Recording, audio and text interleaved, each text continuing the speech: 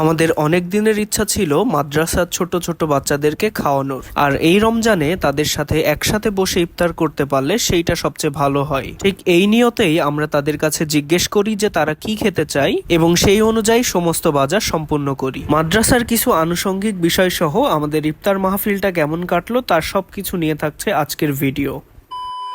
আসসালামু আলাইকুম। বাহাদুরপুরের একমাত্র স্বনামধন্য মাদ্রাসা হচ্ছে বাহাদুরপুর আশরাফুল উলুম হাফেজিয়া মাদ্রাসা। এই মাদ্রাসায় প্রায় শতাধিক ছেলে মেয়ে পড়াশোনা করে। আমরা চা চক্রের যে কয়জন সদস্য আছি এরা সবাই মিলে আমরা চিন্তা করেছিলাম যে এই ছোট ছোট বাচ্চাদের একদিন ইফতার করাবো। অনেকেই ইফতারিটা মসজিদে দিয়ে থাকেন, কিন্তু আমার মনে হয় যে মসজিদে দেওয়ার থেকে এই মাদ্রাসার ছোট ছোট বাচ্চাগুলোকে খাওয়ানোর মধ্যে যে প্রশান্তি, এই প্রশান্তিটা আপনি মসজিদে ইফতারি দিয়ে কিন্তু পাবেন না। মসজিদে যারা ইফতারি করে এই মানুষগুলো হরহামেশাই অনেক ভালো খাবার খেয়ে থাকে, কিন্তু এই ছোট ছোট বাচ্চাগুলো যারা অনেক দূর দূরান্ত থেকে এসেছে এখানে পড়ছে, আপনি চাইলে একটা দিন অন্তত এই ছোট ছোট বাচ্চাগুলোকে কিছু ভালো খাবার খাওয়াতে পারেন। বিশ্বাস করেন অনেক বেশি টাকার প্রয়োজন হয় না। আমরা 5-6টা বেকার ছেলে যদি করতে পারি তাহলে আপনারাও পারবেন। আমরা ওদেরকেই জিজ্ঞেস করেছিলাম যে ওরা কি খেতে চায়। ওরা বলেছিল আমরা খিচুড়ি আর গরুর মাংস খেতে চাই। সেই মতো আমরা সমস্ত বাজার করে দিয়েছিলাম এবং মাদ্রাসার হুজুরের সার্বিক সহযোগিতা এবং আমাদের তত্ত্বাবধানে তাদের সমস্ত রান্না সম্পূর্ণ হয়েছিল। দেখছেন এই ছোট ছোট বাচ্চাগুলো কি সুন্দর লাইন দিয়ে দাঁড়িয়ে সারি সারিবদ্ধভাবে নিয়ম শৃঙ্খল ভাবে তাদের খাবারগুলো নিচ্ছে।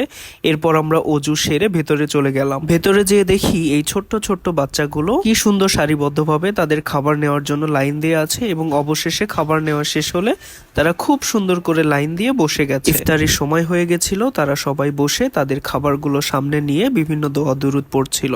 আমরাও আমাদের খাবারগুলো নিয়ে একসাথে বসে যাই এবং বিভিন্ন দোয়া দুরুদ পড়তে থাকি। ঠিক কিছুক্ষণ পরেই আজান দিয়ে দিয়েছিল এবং আমরা আমাদের ইফতারটা শুরু করে দিই। ইফতার শেষে নামাজ পড়ে আমরা হুজুরের সাথে কথা বলি।